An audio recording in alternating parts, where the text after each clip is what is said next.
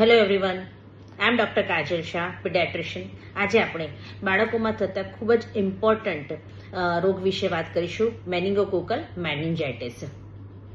આ એક બેક્ટેરિયાથી થતું ઇન્ફેક્શન છે જે બાળકોના બ્રેઇન પર અસર કરે છે. કોને થઈ શકે? તો કોમનેસ્ટ ઇઝ ઇન ઇન્ફન્ટ્સ એન્ડ ટોડલર્સ. એના લક્ષણો જોઈએ તો એની શરૂઆત સામાન્ય બીમારી જેવી કે શરદી, ખાંસી, તાવથી થાય છે.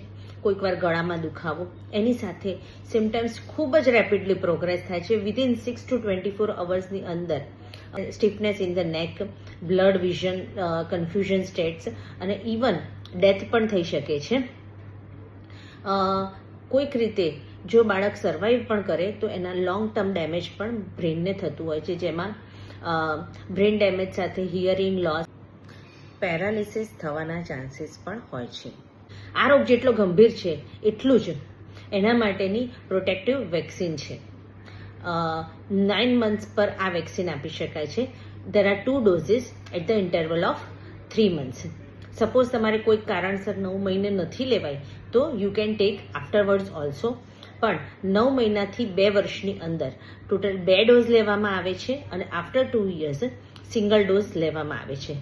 પણ steel my recommendation is you should take as early as possible for protection of your child. Thank you.